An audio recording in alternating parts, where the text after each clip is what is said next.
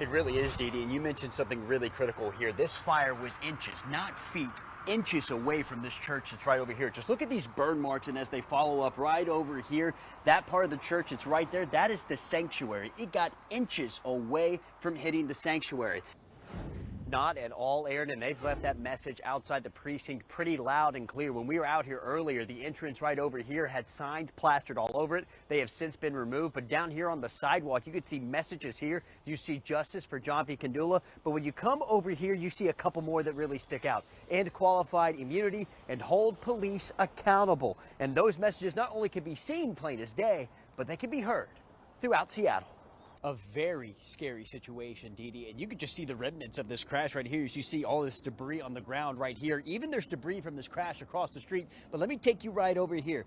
The bus didn't just hit the building. It's in the building right now as we speak. I've learned at least 30 people were inside this building and about a dozen people were on the bus during this crazy crash. I'm standing on the tire tracks where that Ford F-350 led Thurston County deputies on a wild chase for more than half an hour. You could just see how much damage is here as they go all the way to the green and all the way down the fairway. And while the sheriff says they were able to catch this guy, he did say that things were getting dicey and he was getting desperate to catch this guy. And Dee Dee, I'm kind of with this guy. I'm not much for superstition. I'm much more for hard play on the field. But fun fact about that shoe, it's actually retired in the Mariners Hall of Fame.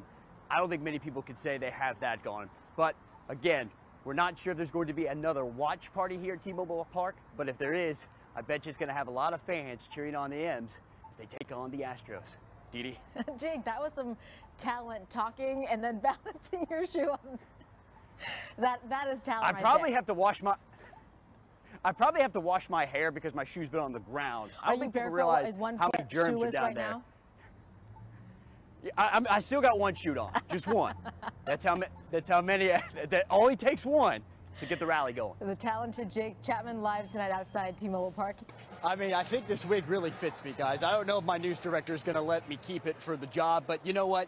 You asked for forgiveness, not permission. But I'm here with some fans that really was shaking the place. I'm with Nicole, leader of the Royal Guard. Nicole, this game, how do you describe this game? It really isn't, Monique. Her brother told me that he got the call from detectives early this morning confirming it was her body that was found in Renton. And while this is a result that nobody wanted, her brother tells me this bit of news, though, has brought them some closure. I just see her like she just never left, so I just make sure that everyone knows that she's still here with us. Ricardo Martinez and his family still processing the tragic news. Yeah, I think it's just starting to hit me right now. As they say, it still doesn't feel real. Because, you know, you expect this never to happen to anybody, but it's like, wow, this just happened. It just hits you right in the face, you know. Martinez's sister, Leticia Martinez-Cosman, has been missing since the end of March when she was last seen at a Mariners game at T-Mobile Park. On Tuesday, Seattle detectives found her body in Renton.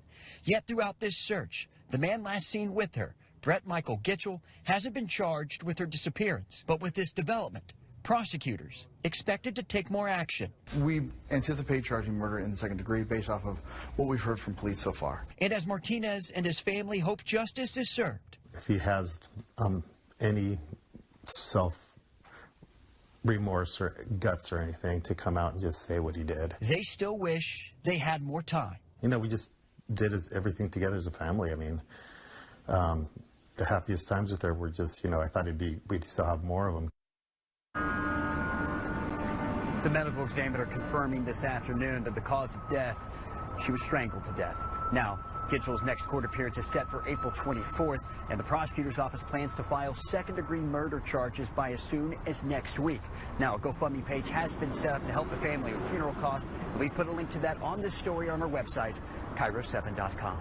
Live in Seattle, Jake Chapman, KIRO 7 News. A life means nothing to you, police officer? Yeah, I mean, he's going 50. Jaw-dropping comments made by a Seattle police officer. Yeah, lights and sirens. Moments after 23-year-old Janavi Kandula, a graduate student at Northeastern Seattle campus, was struck and killed by another officer. I think she went up on the hood, hit the windshield, then when he hit the brakes, flew off the car. But she is dead.